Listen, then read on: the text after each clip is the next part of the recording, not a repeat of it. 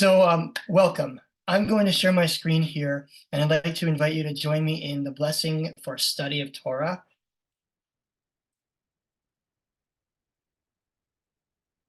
Let's see, everybody seeing my screen there?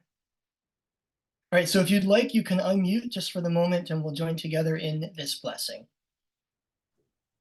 Baruch atah Adonai Eloheinu melech haolam asher kibanu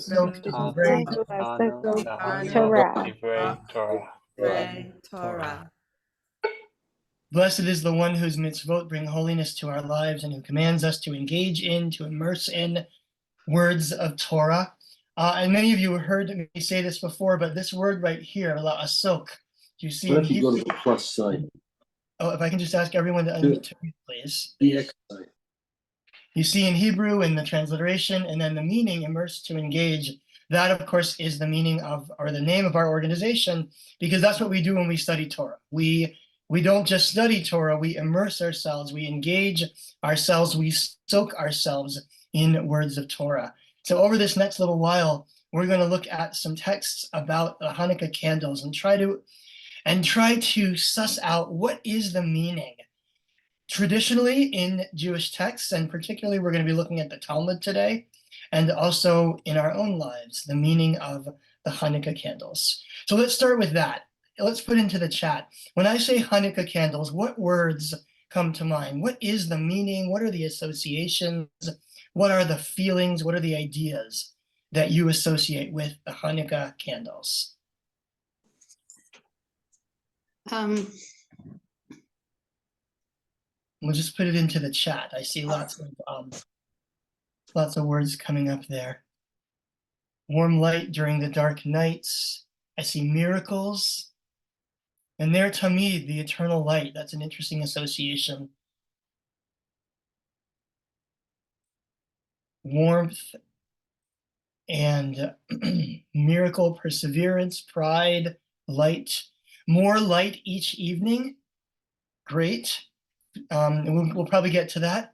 The idea of light unto the nations, right? Even the meaning of light already means something like bringing goodness to those around us. And I see the word miracle coming up over and over and over again. Well, as we think about the Hanukkah candles, obviously our association with them is very much with light. And light in Judaism means a lot of things. Light means life. Light means wisdom. Light can refer to ethics and the responsibility to live an ethical life. Light is a very important symbol in Judaism, and this is our festival of light. And I like what Robert said there, party time. This is also our party time. So we're going to look at several texts from the Talmud. I'm going to share on my screen here. In order to understand what the Hanukkah candles mean for the rabbis of the Talmud, we have to actually first start with a text that's from the Talmud that's not about Hanukkah, but about holidays that aren't even Jewish holidays. So what is the Talmud? The Talmud is book isn't the right word. The Talmud is a compilation of discussions and arguments that take place over about 500 years. In the year 200 CE, the first Jewish law code is published, is codified by the rabbinic leaders of the community in the land of Israel. And then pretty much over the next 300 years, the rabbis proceed to argue about what that book means. And then after the end of 300 years, they gathered together all the arguments they had been having, rearranged them by subject order, and put together a book called the Talmud. I'm really, really simplifying here, and many of you have studied Talmud already in some form, but all of that is to say that the Talmud is not a book that tells us doctrine. The Talmud is a book of stories and ideas and discussions and debates and arguments that contains multiple ideas that don't always even agree with one another. And this first text comes from a discussion in which the rabbis are talking not about the meaning of our holidays, but the meaning of their holidays, their here being non-Jews. And in the Mishnah here in Avodah Zarah, by the way, Avodah Zarah actually means idol worship. So this is the Talmud's tractate on idol worship. They tell us that they, the non-Jews, in this case, we're talking about the Romans, have a number of holidays, and they list them out here. Calenda, Saturnalia, and Cratisis, the day of the festival of their kings, the birthday of the king, the anniversary of the day of the death of their king. There's a whole little discussion here about what are the holidays that the non-Jews are celebrating. What's important here is these first two holidays, Calenda and Saturnalia, both of which are wintertime holidays. The rabbis go on to tell us that Calenda is an 8-day holiday after the winter solstice, and Saturnalia is an 8-day holiday before the winter solstice. By the way, this may or may not actually be true. Sometimes the rabbis make stuff up or give their impression of what they think is true. Turns out Saturnalia was never an 8-day holiday, but they envision it as an 8-day holiday. And here's the reason they tell us that the non-Jews are celebrating this 8-day holiday in the middle of the winter. It's a good story. The sages taught, when the first Adam, this is Adam of the creation story, saw that the days were getting progressively shorter in the fall and winter, he said, "Woe is me! Perhaps I have sinned. Perhaps because I sinned, the world is becoming darker around me and returning to chaos and disorder, tohu vavohu. And this is the death that was sentenced upon me from heaven." He arose and spent 8 days fasting and in prayer. So this is part of a whole genre of Adam figuring out how the world works stories. There's another one where Adam realizes the sun is going down and he starts to get scared. Well, here we have Adam having been created, around September, around Rosh Hashanah. A couple months later, what's happening to the days?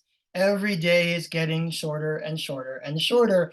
And so Adam starts to get scared. Why is he scared? He doesn't know the days are going to start getting longer again, right? He's thinking maybe the days will just keep getting shorter and shorter and shorter, and the world will return to the tohu vavohu, the chaos from which the world began. So what does he do? He arose and he spent 8 days in fasting and in prayer. In other words, he went and prayed to God about the fact that the world was coming to an end only a couple months after it had begun. However, once he saw that the season of Tevet, that is the winter solstice, had arrived, and saw that the days were progressively lengthening, he said, this must be the order of the world. In other words, this isn't happening because of something I did wrong or because the world is coming to an end. This is the way the world works. The way the world works is that the days get shorter and then they get longer again. What did he do? He went and observed a festival for 8 days. Upon the next year, he observed both of these 8 days, the one on which these 8 days, the one on which he had fasted, and those 8 days, the one on which he had celebrated as days of festivities. So let me ask you a question. According to this story, somebody parse this for us. According to this story, why are there holidays in the wintertime? Why are people around the world, non-Jews, according to the story, celebrating holidays in the wintertime? Anybody want to raise their hand and kind of parse the story for us? I see Amy. Go ahead, Amy. Perhaps trying to give ourselves some kind of motivation to get through everything. This cold, dark time of year, right? Mm-hmm. And being social with others. Okay, great. So it's a cold, dark time of year. The story is associating with a mini death almost, right? The fear that the world will always be cold and dark. The middle of December, January, when you feel like the world's always going to feel this way. Maybe that, according to the story, is part of why we need holidays at this time of year. Hannah, go ahead.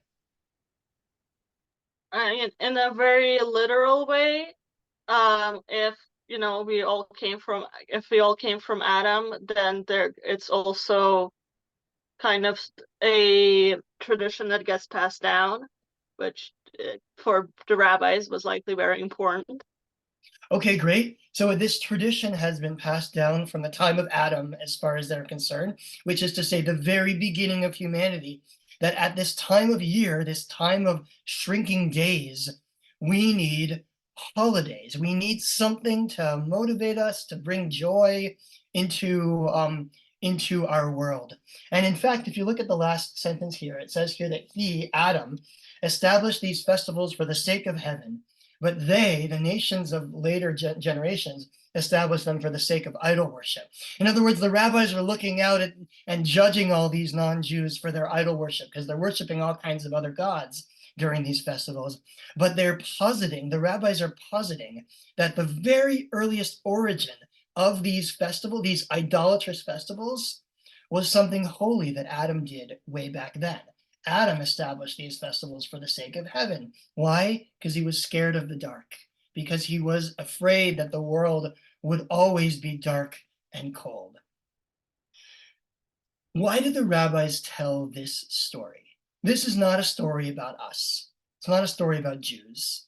It's a story about human beings. Why do the rabbis tell this story in which they give a Jewish origin, a holy origin, to the non-Jewish holidays that are being celebrated around them? I see Joy and Peter. Go ahead.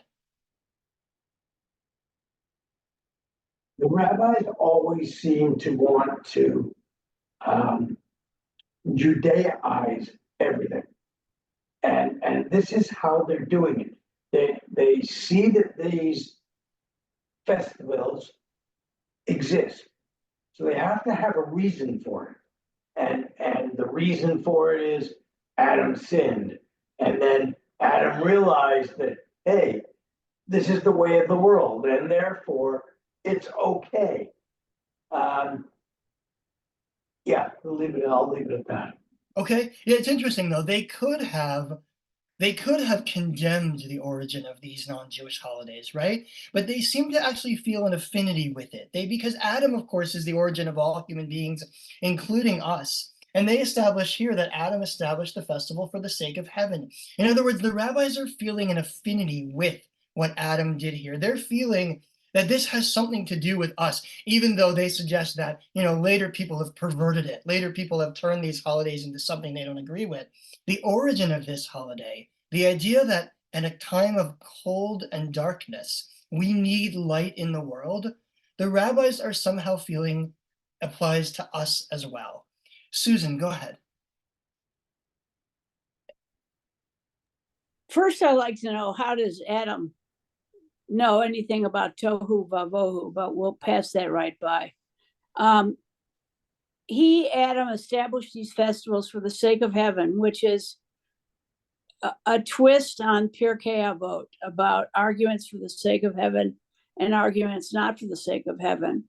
But I think perhaps in these cold, dark times, wherever one is, the need to kind of huddle up and join together for warmth or for meals or whatnot is even more powerful than when it's sunny. Mm-hmm.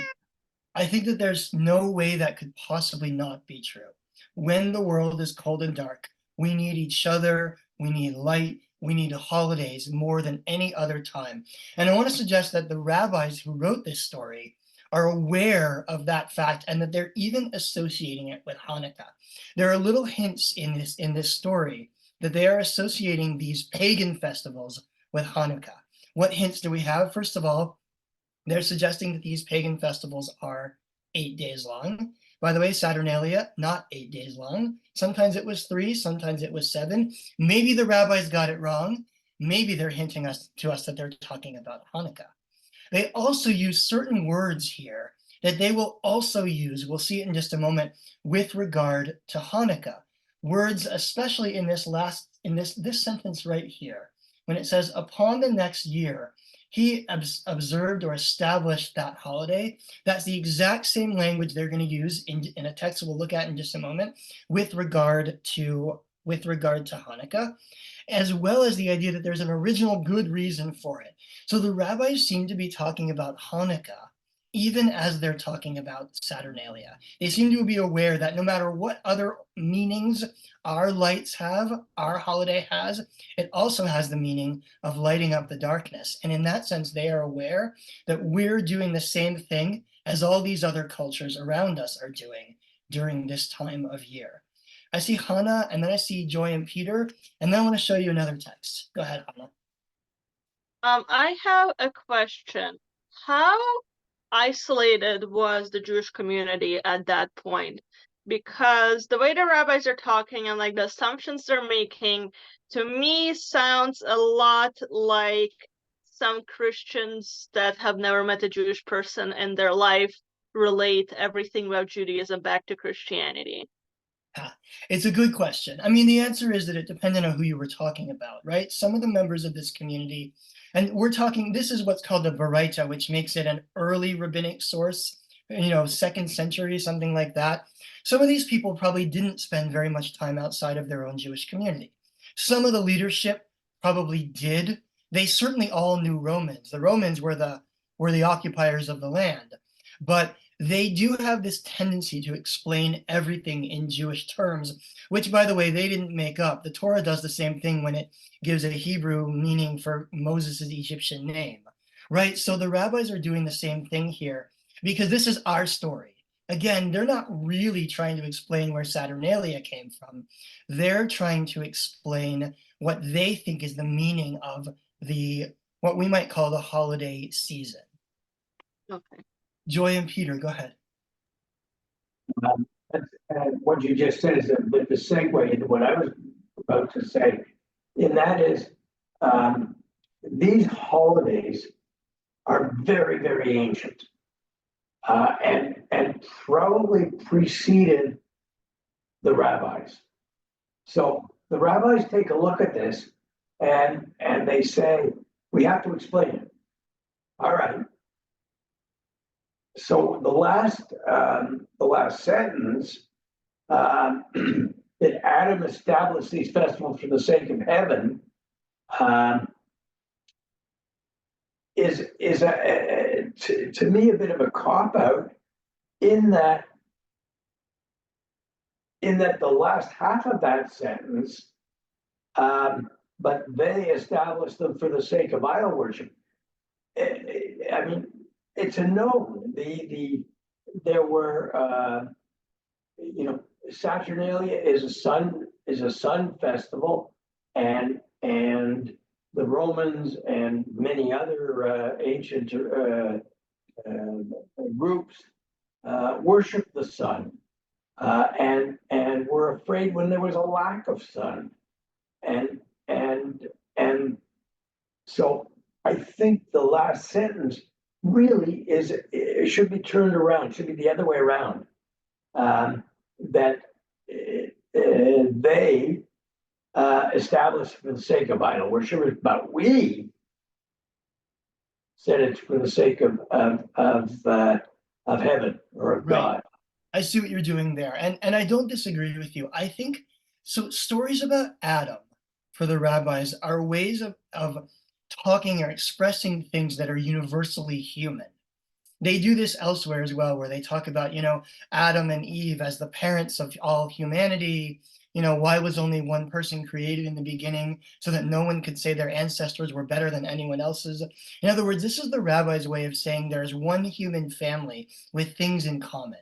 And the thing in common here is the need for light and warmth in this dark time of year. And I think, the idea that these holidays are very ancient and they certainly precede Chanukah, which is a relatively late holiday. They precede Christmas. They precede, these ancient festivals probably precede even the Roman versions of them, right? I think the rabbis are recognizing here that there's something very ancient and very universal about the need for light during this dark time of the year. And in fact, what I'll argue is that when we go to talk about why we have an 8-day holiday, that these other meanings are actually in many ways layered on top of this original meaning, which is everybody has an 8-day light festival during this time of year. So this is from the Al Hanisim, the prayer that we read on Hanukkah during the service, thanking God for the miracle of, well, that's the question. The miracle of what? The miracle of Hanukkah. It says that in the days of Mattatyahu, we call him Mattathias, right? Son of Yochanan, the high priest, the Hasmonean, and his sons, when the evil Greek kingdom rose up against your people Israel to make them forget your Torah and to turn them away from the statutes of your will, you, in your abundant mercy, stood by them in their time of distress. You defended their cause, you judged their grievances, you avenged them. You delivered the mighty into the hands of the weak, the many into the hands of the few. And then it goes on to tell the story about how they entered the temple, they purified the sanctuary, and they kindled lights in the courtyards of the sanctuary. And they designated these 8 days of Hanukkah to thank and praise your great name. So every time we every time we pray about Hanukkah, we pray, number one, about the light. We mention the kindling of lights, and we mention the establishment of this holiday by the people we call the Maccabees, right? As they re-entered the temple. Now, it doesn't say anywhere in here why it's an 8-day festival. Those who read the book of Maccabees might know that it's because during that year in which the temple was under the Romans, they missed the festival of Sukkot, which was a 7+1 day festival. And so maybe the Maccabees celebrated an 8-day holiday because they were making up for the sacrifices of Sukkot that got missed later on. But it doesn't say that anywhere, right? It just says that we kindle the lights in order to recognize the miracle, in order to publicize the miracle. And the miracle here, what is the miracle? The miracle is this sentence right here. You delivered the mighty into the hands of the weak. That is to say, the miracle that we even won the war. We kindle the lights to recognize that fact. But there's a whole other reason why we light lights for 8 days. What's the other reason why we light lights for 8 days during this time of year? The other miracle? I assume somebody knows it. It's the oil, right? Is that what everybody was mouthing? The miracle of the oil. Where's the oil? The oil didn't appear anywhere in there.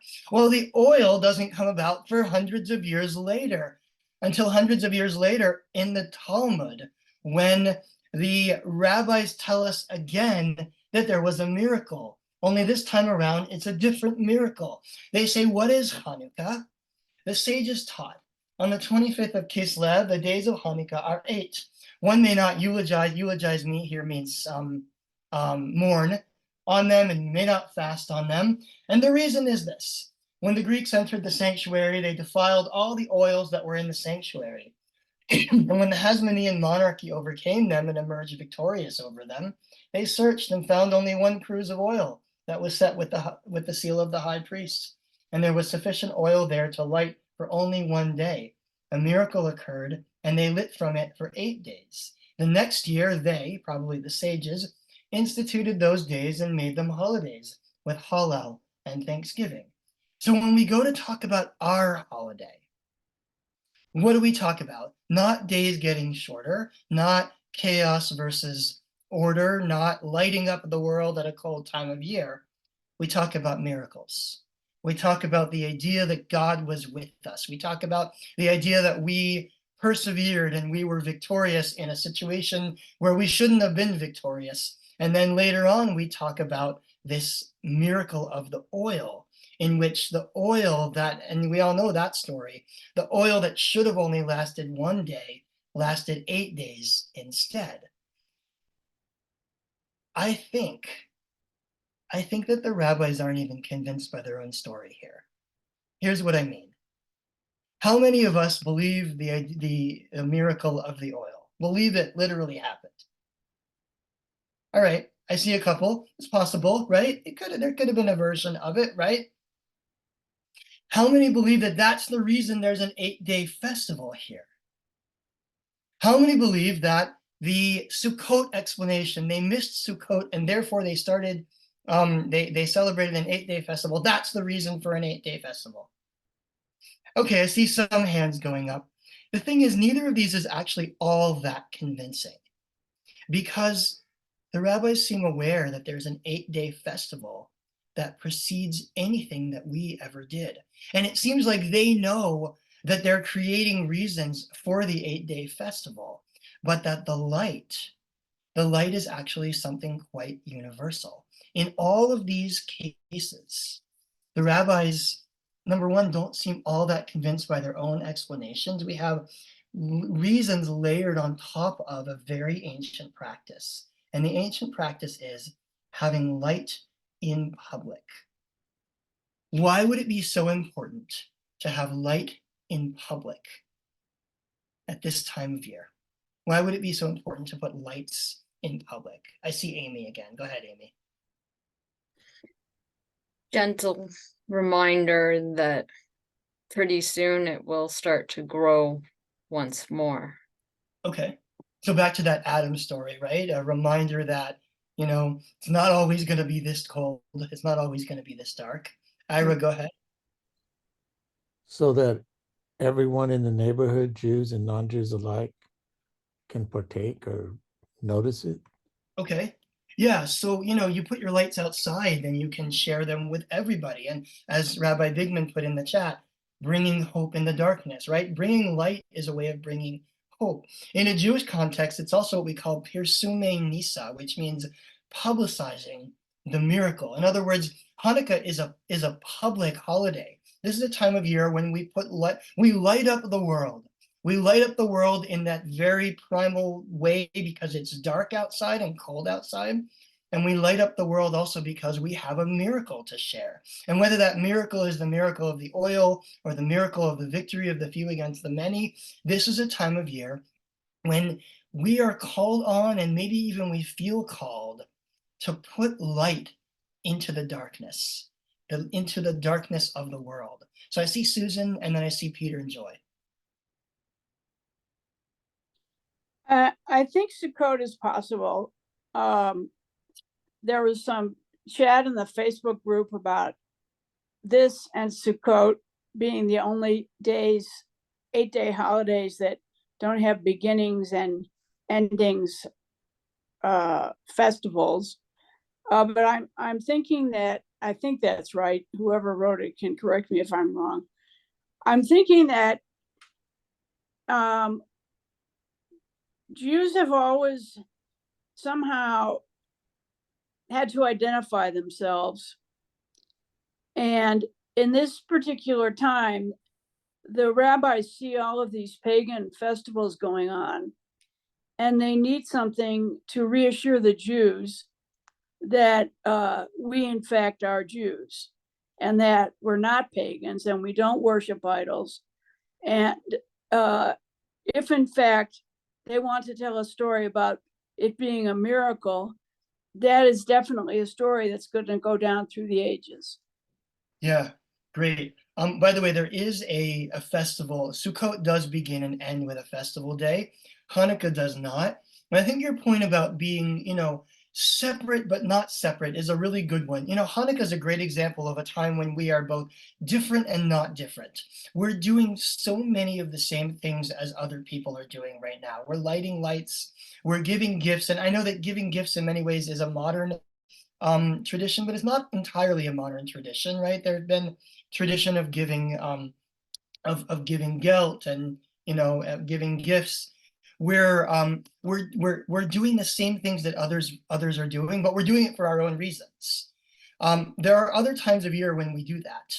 The festival of Purim happens at the same time. I'm from New Orleans, so I know how it goes. Happens the same time around as Mardi Gras, right? So we have certain times of year where we do certain things that are the same as the people around us, but we give reasons that feel holy to us to those. So we're celebrating a different holiday, but at the same time, we're kind of celebrating the same holiday. And I think, that's the experience of modern North American Jews, but it's also been an experience throughout history that Jews looked around themselves and saw other people doing similar things, but also quite different. And they felt insular and they felt different, but maybe apparently they, as these texts show, they also felt some kind of universal affinity with other people at the same time. And light is such a universal symbol that it seems that this is one of those symbols that transcends particular cultures. Joy and Peter, and then I see Daniel. Throughout the ages, having lights in windows at night was done to not only help people guide their way through the cities, through the towns, but to help those who were out of the house. Usually it's the male person was out of the house doing whatever he did to get food for the house so he could find his way back home. And light to me is definitely a sign of hope. And I always felt that the miracle was the victory of the fight, not necessarily the miracle of the light. To me, the light was the after of the fight, but the miracle was winning the war. Interesting. Yeah, I mean, I actually think all three of those explanations are happening at the same time. You know, the idea of the light and the darkness, the miracle of the war, the miracle of the oil. To some extent, I think all of those are wrapped up in the meaning of Hanukkah. Daniel, go ahead. Yes, I was wondering how confident we are about the dates of the victory over the Greeks. I mean, the fact that it happens to coincide with the winter solstice appears to be quite convenient, given the focus on a night, and given we know other festival dates are a bit uncertain as to their exact date. Do we know that this is the date that the victory happened? Yeah, it's a good question. I actually don't know the answer to that question. I would have to look up. It's possible that the book of Maccabees tells us which date. We know which years we're talking about, and we're relatively confident about that. But as to whether it was actually on the 25th of Kislev, that I couldn't tell you. And if anybody wants to look that up and share with us in the chat, please feel free. I guess in the same way that Jesus's birth was moved to be conveniently assigned to the winter solstice, I wonder whether this victory might similarly have been conveniently moved to the winter solstice. I agree. And the idea of an 8-day holiday at the winter solstice when other people are also celebrating 8-day holidays at the winter solstice is quite suspicious. So your question is a really good one, and I wish I knew the answer. So let's pause right now. Oh, I see Evelyn. Go ahead, Evelyn, with your question, and then we're going to light the candles. You're muted there, Evelyn.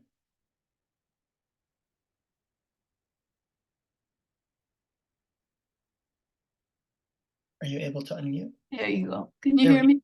Yes. This is kind of a personal thing, but of course they didn't have electricity or anything in those days, so they really needed the light to get around and everything. And to me, I feel it's a symbol of God providing for us what we need in a time of darkness. Yeah, I love that. And I think that's so much embedded into the symbol of the light, in big ways and in small ways, right? I mean, darkness is quite literally a place where we can't see, we can't find our way. And so, you know, when we light lights for each other, we show others the way. And we're going to see in just a moment that one of the rabbinic requirements, one of the traditional requirements of the Hanukkah lights is that they be lit at a time when people are outside to see them. So it has always mattered that people be able to see. And so I think that this is happening on multiple levels. We are helping each other to see. And this is a symbol at the same time of maybe of God guiding us through the darkness of the world. Go ahead, Evelyn. Well, again, I know that God provides, but I don't have to know in advance what it's going to be. So every day there's one more candle.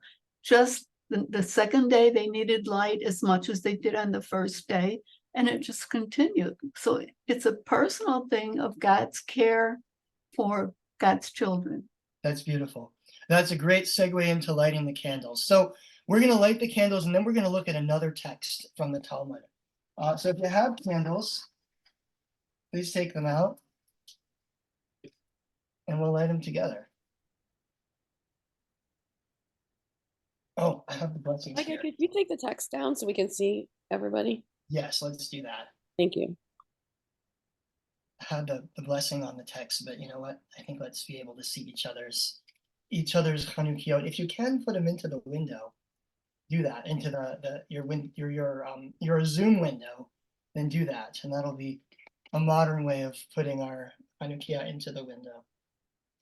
Baruch atah Adonai Eloheinu melech haolam asher kitshanu b'mitzvotav v'tzivanu lehadlik ner shel Chanukah.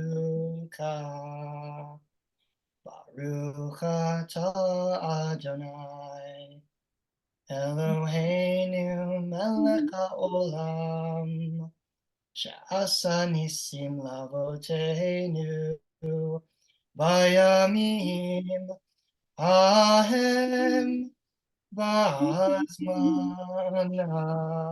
hazeh. Take a minute just to take a deep breath and enjoy all the light that's on our screens and in our homes.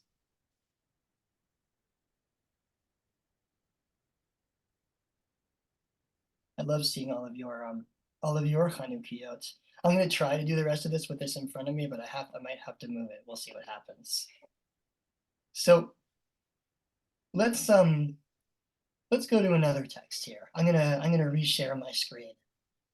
We're gonna get into some Talmudic nitty-gritty here for a couple of minutes, but bear with me. You'll see why it is that we're looking at this. Are you all seeing my screen now? It says Babylonian Talmud. Okay, good. All right, there is no tractate Hanukkah in the Babylonian Talmud. The passages on Hanukkah, the page and a half or so on Hanukkah, happens in the midst of the tractate on Shabbat. What's the connection? Why does Hanukkah happen in the middle of the Shabbat part?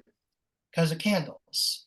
Because on Shabbat you light lights, and on Hanukkah you light lights. And the question that prompts all this for the rabbis is, are you allowed to use the same materials to light the Hanukkah candles as to light the Shabbat candles? Now, as a liberal Jew, you might ask, who cares? But the reason the rabbis care is because there are certain materials you're not allowed to use in order to light Shabbat candles because they are low quality materials. And Shabbat candles need to last. You need those candles to last through an entire dinner meal, right? You need them to last all night. So you can't use junky candles on Shabbat. You need to use decent candles on Shabbat. So the rabbis now want to know, is that also the case for Hanukkah candles? And the answer is a three-way debate between three rabbis who disagree on this topic. We're only going to look at the third opinion, which is down here, what's in yellow, Rabbi Zera. Rabbi Zera said, Rav Matana said, and others say that Rabbi Zera said that Rav said, that the wicks and oils with which the sages said one may not light on Shabbat, one may light with them on Hanukkah, both during the week and on Shabbat. Rabbi Yirmiyah said, what is Rav's reason? And the reason is that if the candle is extinguished, one is not required to attend to it. In other words, if it goes out, okay, it goes out, not a big deal. And it is prohibited to use the light. I'm going to move this over because I'm reenacting the Talmud right now as my candles are going out in front of me.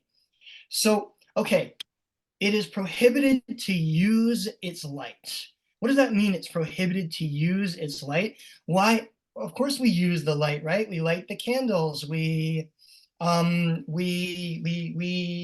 the songs about it. We put it in the window. The rabbis say you may not light, traditionally, you may not use the candles for any purpose, even an inconsequential one. They give the example of counting money. In addition, the lights may not be used for the performance or the studying of Torah. In other words, you've got Hanukkah candles lit. You want to read a book. You are not allowed to sit by the light of the Hanukkah candles and read a book. Why not? Traditionally. Anybody want to take a guess as to why this law exists? Why can't you read a book by the light of the Hanukkah candles? Amy, why not? Perhaps I'm mistaken, but my understanding is that they are only permitted to be put toward making the miracle public. You're not supposed to exploit anything. Okay. When you say exploit, what do you mean by that? Like on one level, making it ordinary. Or as Okay, some people, as others might put it, perhaps profane or something. right. So the ordinary versus the holy. Right. Susan, go ahead. Following up on that, as I eat some guilt, I think it's because before electricity, which this is, candlelight was the normal kind of light, and you used it for when you were working, when you were reading, when you were counting your money, et cetera, et cetera. But the Hanukkah lights, in essence, themselves are miraculous compared to what Amy just said, the ordinary light of candles for the Okay, so the Hanukkah candles then represent something besides the ordinary, right? The Hanukkah candles represent a miracle, and Amy said a version of this as well. The Hanukkah candles specifically serve the purpose of what we call in Aramaic Pirsume Nisa. You know the word nes, like nes gadol hayasham. Nes is a miracle, right? Nisa is the Aramaic, the miracle. So the Hanukkah candles specifically serve the purpose of publicizing the miracle. They have a job to do, and that is the job for which they serve. I see Daphne, and then I see Ira. So I was going to say that my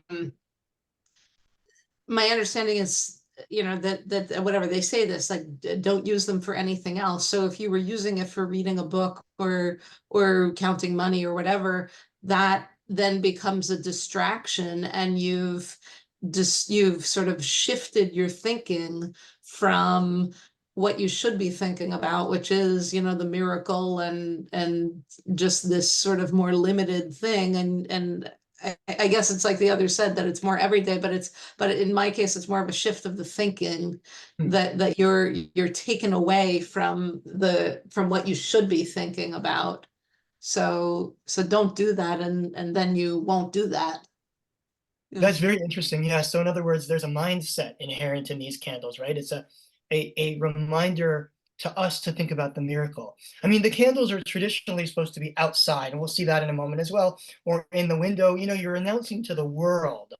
But as we see later on in the Talmud, even if they're inside, you're still only supposed to use them for Pirsume Nisa, to publicize the miracle. And the Talmud says that if you have to keep them inside, then you should also have another light. Use your other light to read by. Use your other light. In other words, the purpose of these candles is to remind us of the miracle. It's to help us maintain that mindset. And I like the language you're using there, Daphne, of thinking about the miracle, right? And that is one of the things that I personally love about Hanukkah. Every night, there's about half an hour, and these candles don't last very long, as you know. There's about half an hour where you light them and you spend time with family, or you can spend time with family, right? Give gifts during that time, maybe sing a few songs, eat some chocolate. It doesn't last very long, but it is that short period of time where, if we want to, our focus can be almost entirely on the festival and on celebrating the festival together with people. So in that sense, it's a reminder, not only to the outside world, but also to ourselves. Ira, go ahead, and then Hannah. I think I was going to say something very similar to what Daphne was saying. Is I guess I see the menorah, the Hanukkah menorah, as being a holy thing that you want to focus on and not diminish its meaning. So I think I'm saying the same thing. I agree with what Daphne said. Yeah, no, I like that. I mean, The irony is that the Hanukkah candles are made of crappy materials, right? I mean, they're holy, they have a holy purpose, but the actual material of the candle is just like cheap and doesn't last very long. And the reason for that is, I think, because they specifically have that purpose of providing us with a short window of time during which we can think about the miracle. You don't have to do this all night.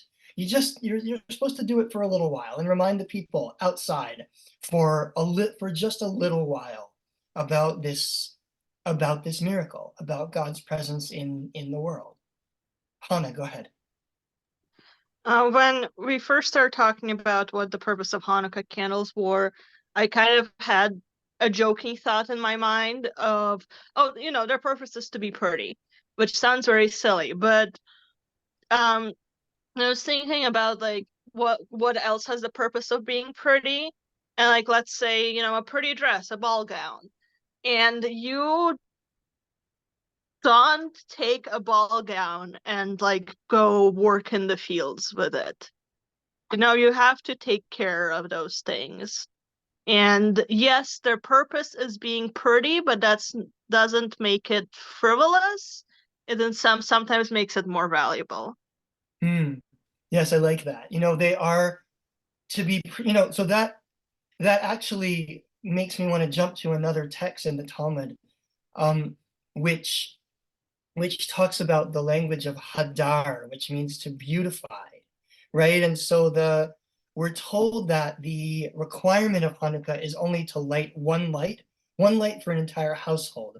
But instead we light all these lights on top of lights. And we're told that the people who do that are the mehadrin mein ha-mehadrin. In other words, those who are particularly zealous, and or, depending on how you translate it, those who wish to do the mitzvah in the most beautiful way possible. So there's what we call in Hebrew hidur going on here. Hidur mitzvah means beautifying the miracle. We're doing the miracle in a beautiful way. And I think that's absolutely true. I mean, look at all the menorahs we have on our screen here. They all look different. They all have different colors, and they are beautiful. So I think that idea is very much here. What are they for? They're to look pretty, so that we have our mind on the miracle, so that we and the people around us can be thinking about the beauty of the miracle of God's presence in our ancient time, and perhaps in our time as well. Joy and Peter, go ahead. You started this part of the conversation by saying this comparison between Shabbat candles and Hanukkah candles. So if you're not allowed to read by or use the Hanukkah candles for any other purpose other than providing light, can you use the Shabbat candle for other reasons? Good question. Yes. So traditionally, again, in traditional halakha, why do you need Shabbat candles on Friday night? The reason is actually because you're going to have dinner and you don't have any lights and you're not allowed to kindle any candles, right? So the Shabbat candles, in addition to being a symbol of God's bringing light into the world and all the associations of light with Shabbat, the Shabbat candles are also utilitarian. You need candles in order to have dinner because you are commanded to have dinner on Friday night. And in the pre-modern world, that was the only night of the week when people had a family dinner around their table when it was dark. I mean, in the world before electricity, what did you do when it got dark? You went to bed. So if you're going to have dinner after dark, you need some candles. And that's what the Shabbat candles are for. That's why the Shabbat candles are made of decent wax and wicks and oils, so that they'll last a while and you can sit and you can relax and you can have a nice meal. And as Rabbi Bigman just put in the chat, Shabbat candles last much longer than Hanukkah candles. Shabbat candles last, what, 3 hours, sometimes 4 hours? Hanukkah candles, you're lucky if you get half an hour out of them, because the Shabbat candles are intended to facilitate family time together and community time together on Friday night. The Hanukkah candles are intended specifically to publicize the miracle to the world, which actually brings me to this next text. A little bit further down the page, we get a baraita, again, a very early rabbinic teaching that says the mitzvah of kindling the Hanukkah lights is from sunset until traffic in the marketplace ceases. And then the rabbis, because they can never leave well enough alone, they have to ask, what does that mean until the traffic in the marketplace ceases? And Rabbi Bar Hana says, that Rabbi Yochanan says, that is until the traffic of the people of Tadmor ceases. Who are the Tadmorians? What does that mean? The Tadmorians, according to Steinsaltz, who's a modern commentator, these were the people who sold kindling wood and remained in the marketplace later than anyone else. People who discovered at sunset that they were out of wood could run and purchase wood from them. So this is like, you know, it's just about sunset and you just discover that you're out of what? Matches, you're out of, you know, and you need to run to the corner store and pick something up. These Tadmorians, these are the people who sold wood, and they were the very last ones to ever leave the marketplace every evening.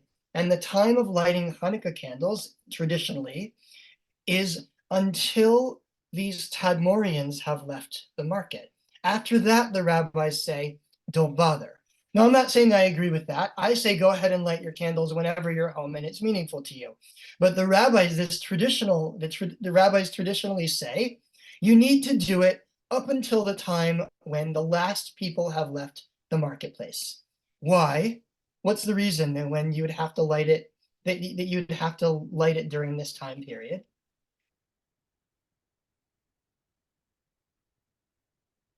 Maybe it's obvious. I mean, to help them find their way home. As you said earlier, Joy, right? Because there are people out there. I don't think we're literally helping them find their way home because, you know, they would need to find their way home all the other, you know, 350 however many days of the year. But we do need them to see it. In other words, these candles are supposed to be lit during a time when people outside can see them because they're meant to be seen. Evelyn, go ahead. Well, on Shabbat, don't you have to light them before you light the Shabbat candles at sunset? Yes. So that they don't say anything in the paragraph here about Shabbat, but yeah, you can't light a fire on Shabbat.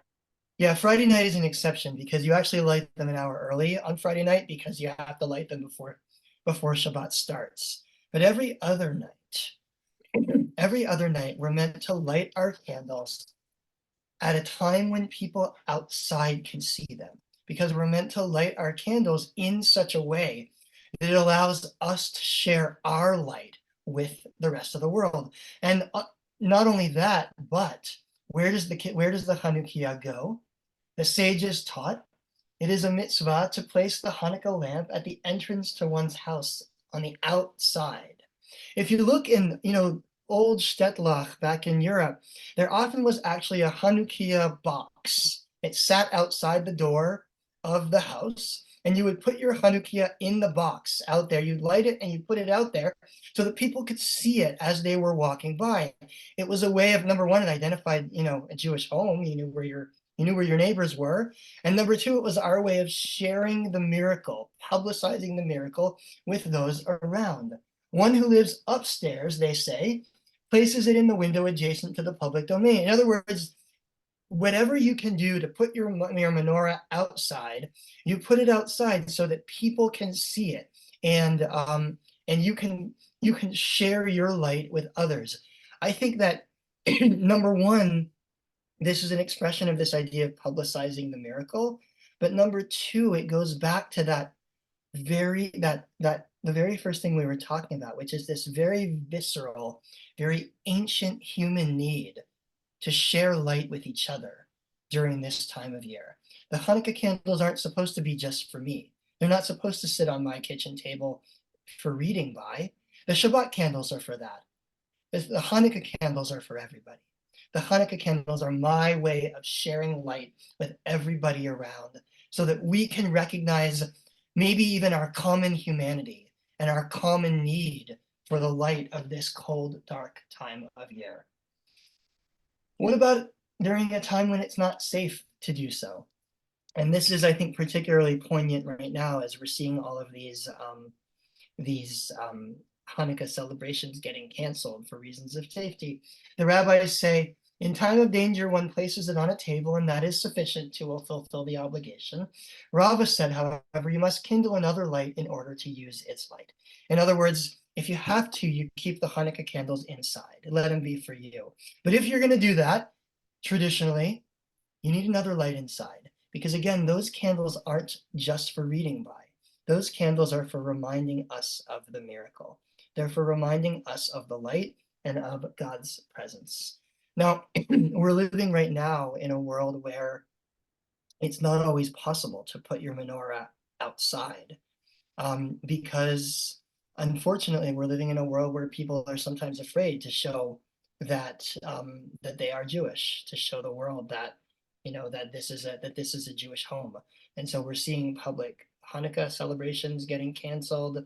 We're seeing people choosing to put their menorah inside their house rather than outside, or rather than in the window. And certainly that's that's the prerogative, the thing that everybody needs to decide for themselves right now.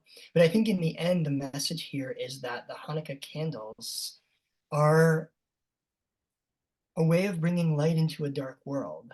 They're a way of sharing something that we have in common with others, a way of sharing our miracle with the world around us, and our miracle is one worth sharing, a way of recognizing that just like we have this need for light in a world that feels scary, that feels dark, that feels cold, so do others have a need for light in a world that feels scary, that feels dark, that feels cold. So I'll leave it up to you to decide what to do with your candles, whether you put them inside or outside or in the doorway. But I hope that we can all bring a little bit of light into each other's lives and also into the lives of all the people around us. And with that, I want to end. This hour went quickly. I had a whole other Talmud text that we didn't get to, but that's the way things go. And I appreciate everybody's comments. And I just want to echo in the chat, I'm really grateful to be able to celebrate with all of you this evening and to be able to bring a little bit of light into each other's lives by lighting and by learning and by studying together. Happy Chanukah, everybody. Happy Hanukkah. Thank you. Yeah. Great. Thank Hanukkah. you.